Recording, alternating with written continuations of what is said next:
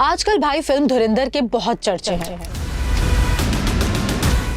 जहां हीरो 10-12 लोगों को टपकाने के बाद मुस्कुरा कर कहता है, रहमान डकैत की दी हुई मौत बड़ी कसाईनुमा होती है।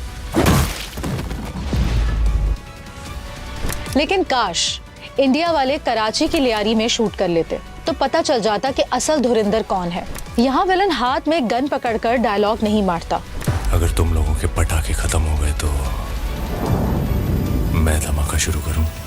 यहाँ हीरो बुलेट प्रूफ जैकेट नहीं पहनते।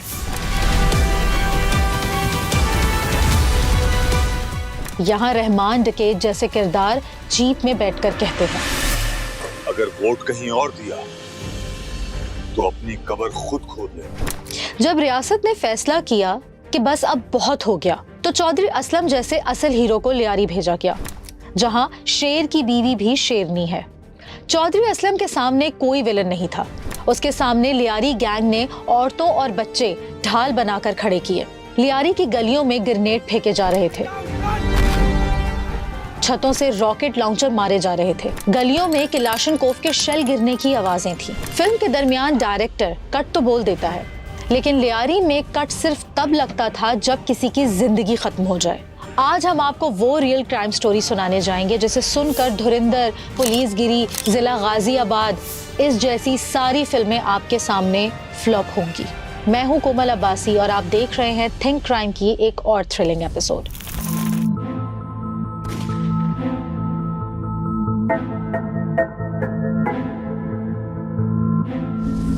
उन्नीस 1970 की दिहाई लियारी की गलियों में खौफ फैल चुका था। मंशियात, जुआ और भत्ते का राज, और उस राज का बादशाह था हाजी लालू। हाजी लालू के साए में पैदा हुआ अरशद पप्पू, सख्त, तेज और खतरनाक हद तक बेरहम। लोग आंख मिलाने से भी डरते थे। क्यों? क्योंकि उसके पीछे खड़ा था हाजी लालू।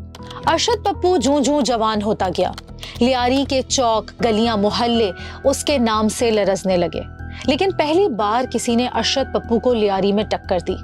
ये नाम था बाबू डकैत, जिसने रहमान डकैत के बाप को कत्ल किया। बाबू डकैत ने एक एम्पायर खड़ी कर ली और उसने जो है वो रहमान के बाप को कत्ल कर दिया अपनी एम्पायर को मजबूत बनाने के लिए। बाबू डकैत का मामला ये था कि वो आप देखें कि वो बताया ये जाता है कि वो MSc था और वो इंग्लिश में बात करता था। बाबू डकैत, मंशियात, जुआ, भत्ता एक कारोबार, और इसी कारोबार ने दुश्मनियां पैदा की। और उन दुश्मनियों का अंजाम 1996 में हुआ, जब बाबू डकैत ने दादिल को कत्ल किया। जब रहमान ने अपने बाप की लाश देखी, उस वक्त रहमान की उम्र सिर्फ 19 से 20 साल थी, लेकिन उसकी रगों में सिर्फ एक ही चीज दौड़ रही थी, बाप की मौत का बदला। और लियारी में बदला तन्हा नहीं लिया जाता था, यहाँ उसे सहारा दिया हाजी लालू ने। हाजी लालू का रहमान को सहारा देना ये सिर्फ हमदर्दी नहीं थी, ये एक पुराना हिसाब था जो हाजी लालू को रहमान से पूरा करवाना था। हाजी लालू को रहमान में ताकत, गुस्सा, जुनून और मुस्तकबिल का गैंग लीडर नजर आया। लालू ने रहमान को अपने साथ में लाया और पहली बार रहमान डकैत और अरशद पप्पू एक ही छत के नीचे आ बैठे।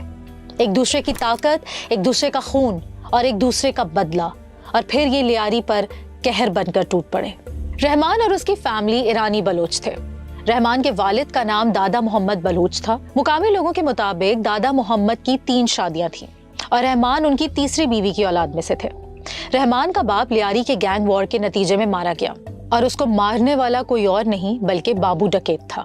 रहमान एक तरफ गैंगस्टर था, खून खराबा, भत्ताखोरी, अगवा, तो दूसरी तरफ इसका दूसरा चेहरा एक मसीहा, एक हीरो। रहमान दूसरों के लिए जैसा भी हो मगर बलोचों का सरदार था। उसने अपनी कम्युनिटी के लिए बहुत से वेलफेयर के काम किए, लड़कियों की शादियां करवाई, बेसहारा औरतों को सहारा दिया, स्कूल्स भी बनवाए, ईदगाह भी बनवाई, पार्क्स बनवाए, कंप्लेंट सेंटर्स बनवाए जहां सुबह शाम लोगों के मसाइल सुने जाते। इसलिए अब ये सरदार अब्दुल रहमान बलोच बन गया। लालू, रहमान, अरशद पप्पू, ये गैंग लियारी की तारीख का सबसे खतरनाक इत्तेहाद था। रहमान को बाप की सीट मिली, ताकत मिली, लेकिन उस ताकत ने उसके अंदर के इंसान को मार दिया। फिर जो हुआ वो बहुत खौफनाक था।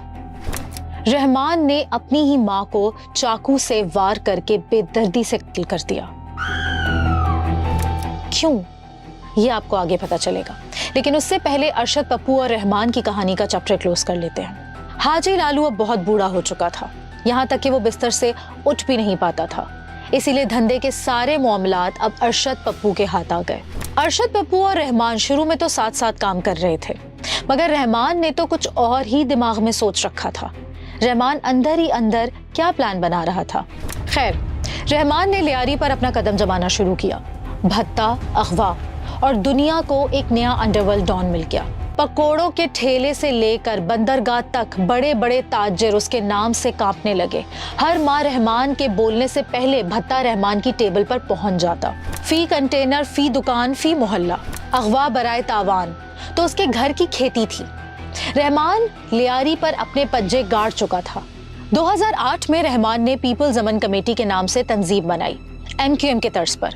यूनिट, सेक्टर, दफातर, इलाकी जिम्मेदारान, सब कुछ वही ढांचा, बस रंग लियारी का था। कराची के कारोबारी इलाकों में खारा दर, मीठा दर, सराफा बाजार, खजूर बाजार, चूड़ियां बाजार, हाजी कैंप, टम्बर मार्केट, इन सब जगहों पर कारोबार करने वालों को एक ही नाम पर भत्ता देना पड़ता था, रहमान बलोच।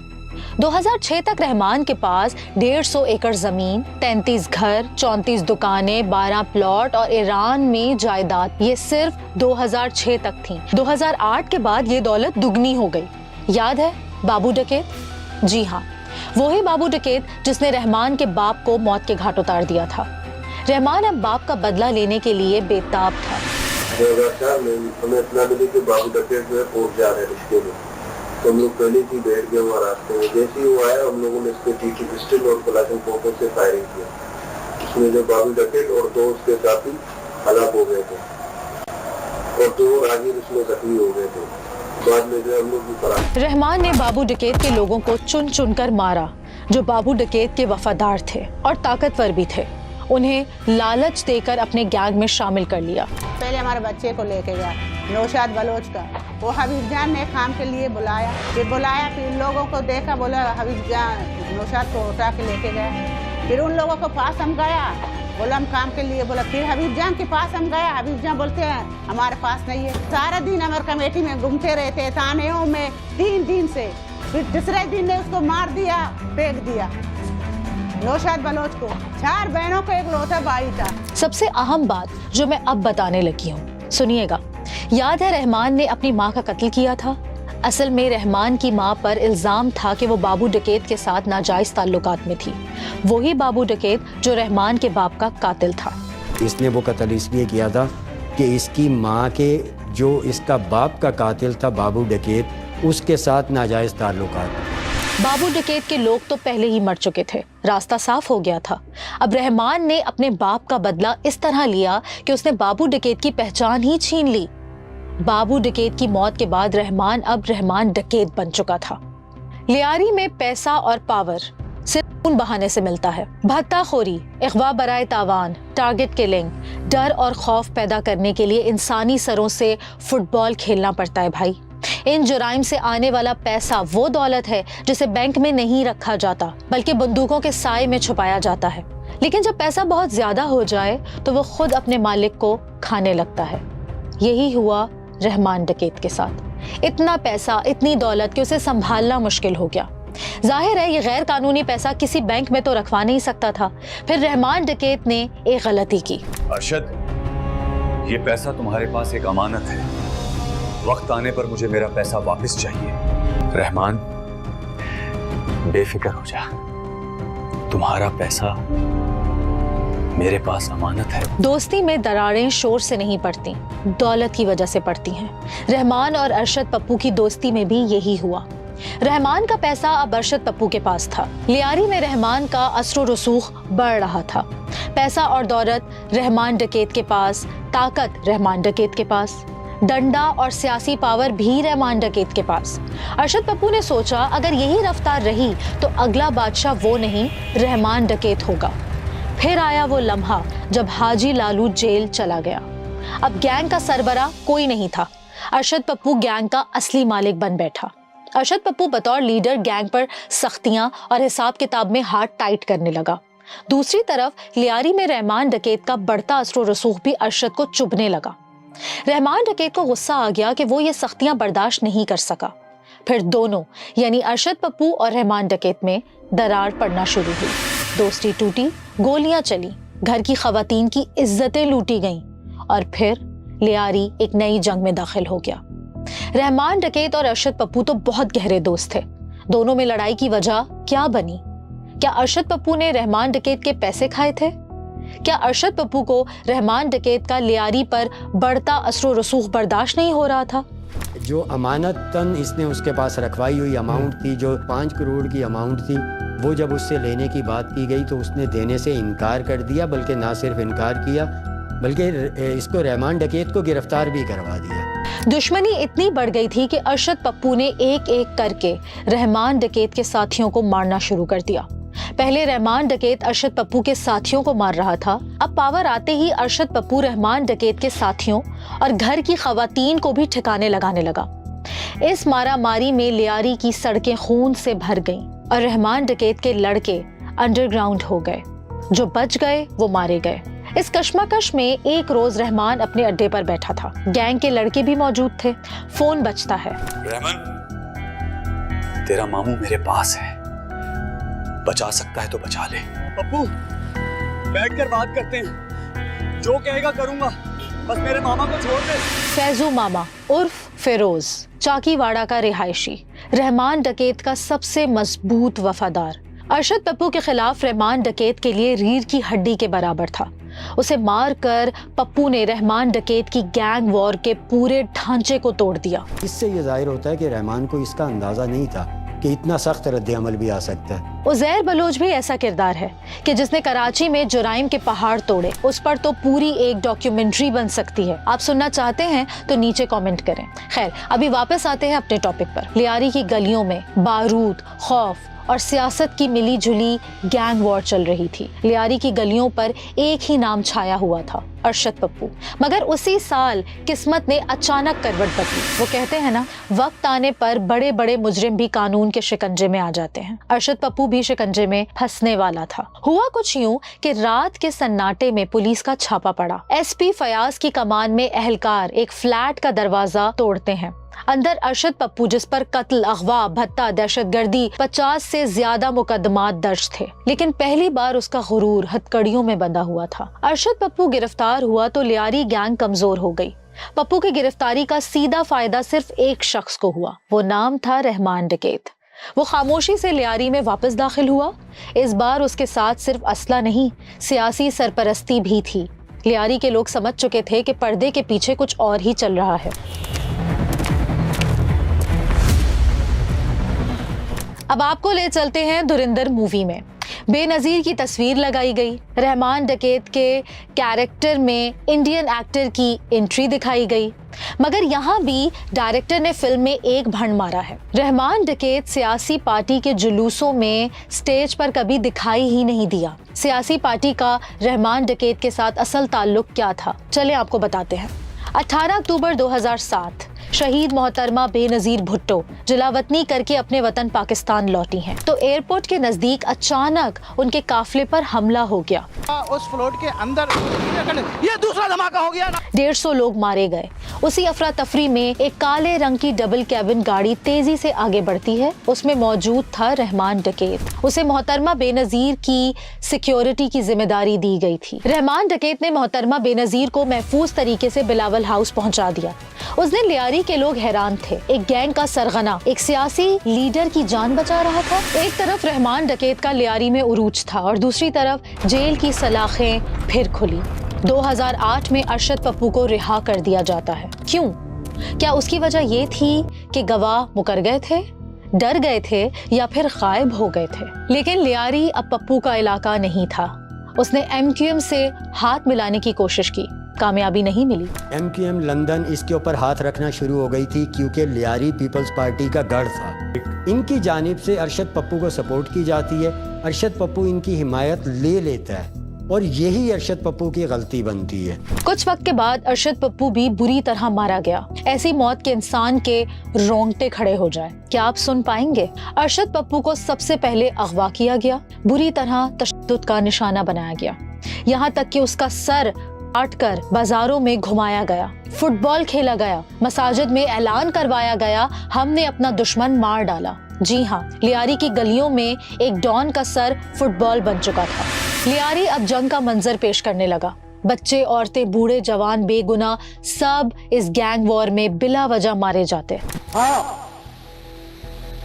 मैं कहता हूं, अमन कमेटी वाले हमारे भाई हैं, दोस्त हैं, हमारे बच्चे हैं। रहमान डकैत लियारी के लड़कों को लालच देकर गैंग में शामिल कर रहा था। किसी सियासी पार्टी, काउंसलर या पुलिस के मजाल नहीं थी कि वो उन पर हाथ डाले। यहाँ एक हीरो की एंट्री होती है। अगर मेरे साथ दगाबाजी की ना, तुम मारने से पहले तुझे बना दूंगा। और जमील साहब, आपको अरे भाई एडिटर, ये वाला हीरो नहीं, असली हीरो। बुज़दिलाना कार्रवाइयाँ करा के मुझे डराना चाहते हैं कि मैं इन चीज़ों से बाज आ जाऊंगा। मैं इनकी नस्लों को, इन्होंने शेर के मुंह में हाथ डाला है, इनकी नस्लें भी याद रखेंगी कि इनको कौन मिला है।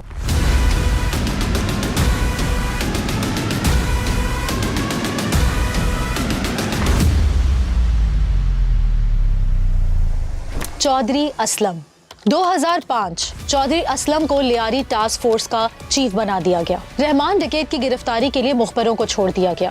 फिर इत्तला मिली कि रहमान डकैत बलोचिस्तान हब के मुकाम पर छुपा हुआ है। 2005 में पुलिस एहलकार और चौधरी असलम भेस बदलकर गाड़ियों पर घास फूस डालकर रात के वक्त हब के मुकाम पर पहुंच गए। रहमान डकैत पुलिस की मूवमेंट सीसीटीवी कैमरों में देख रहा था। उसने आसपास के हर जगह पर कैमरे लगाए हुए थे। रहमान डकैत ने जैसे ही चौधरी असलम को देखा, गोलियों की बारिश कर दी। और फायरिंग का सिलसिला दोबारा शुरू हो गया। आप देख सकते हैं दोबारा फायरिंग शुरू हो गई है और ये चारों तरफ से फायरिंग की जा रही है। आप देख सकते हैं कि ये रॉकेट फायर किए जा रहे हैं। ये रॉकेट से फायरिंग की जा रही है। आप देख सकते हैं कि कुछ पता नहीं चलता, अचानक चारों तरफ से फायरिंग शुरू हो जाती है, जिसमें चौधरी असलम समेत कई पुलिस ऑफिसर जख्मी हो गए और रहमान डकैत फरार हो गया। चौधरी असलम ने रहमान डकैत को पकड़ना अपना मकसद बना लिया। शेर के मुंह में हाथ डाला है, इनकी नस्लें भी याद रखेंगी कि इनको कौन मिला है। 2008 में रहमान डकैत कोयटा जिना टाउन से गिरफ्तार हुआ और कराची गार्डन पुलिस हेडक्वार्टर के खुफिया सेल में रखा गया। यहाँ चौधरी असलम को रहमान डकैत की खातिरदारी का ज्यादा मौका नहीं मिल सका। वो हेडक्वार्टर में पुलिस वालों को ही रिश्वत देकर फरार हो गया। 2 दफा पुलिस की कस्टडी से भागने वाला रहमान डकैत, जिसकी सर की कीमत 50 लाख रुपए थी। फिर एक दिन चौधरी असलम को खबर मिली कि रहमान डकैत कराची आ रहा है। फिर क्या हुआ? चौधरी असलम समेत तमाम एहलकारों ने रहमान की तलाश तेज कर दी। खबर मिली वो बलोचिस्तान से कराची वापस आ रहा है। पुलिस ने 0 पॉइंट पर नाकाबंदी लगा दी। सीनियर सहाफियों के मुताबिक ये एहलकार फौजी वर्दी में थे। जब रहमान की गाड़ी पहुंची, उसने आर्मी की वर्दियां देखकर ड्राइवर औरंगजेब को कहा, गाड़ी रोको। गाड़ी रुकी, चारों तरफ सन्नाटा और धूल मट्टी थी। कैप्टन वर्दी में 2 लोग सामने आए, इरफान बहादुर और उसके पीछे चौधरी असलम। चारों तरफ वर्दी में लोग, असला, गन्स, बचकर निकलना नामुमकिन हो गया। रहमान बलोच को गिरफ्तार कर लिया गया। अखबारों में खबर फैल गई, रहमान डकैत गिरफ्तार। लेकिन लियारी में एक ही खौफ गर्दिश करने लगा, ये अदालत नहीं पहुंचेगा, इसे मार दिया जाएगा। और फिर अगस्त 2009 पुलिस मुकाबला हुआ। पुलिस का कहना था मुल्जिमान यानी रहमान डकैत और उसके साथियों की जानिब से फायरिंग हुई। हमने जवाबी कार्रवाई की, रहमान और 3 साथी मारे गए और यूं सरदार अब्दुल रहमान बलोच का किस्सा हमेशा के लिए खत्म हो गया। ये मैयत रहमान डकैत की है जो कराची पुलिस को 80 से जायद संगीन मुकदमात में मतलूब था। रहमान डकैत की जिंदा या मुर्दा गिरफ्तारी पर हुकूमत सिंध की जानिब से 50 लाख का इनाम मुकर्रर किया गया था। मैं SSP ईस्ट इन्वेस्टिगेशन इस बात की तस्दीक करता हूँ कि ये रहमान डकैत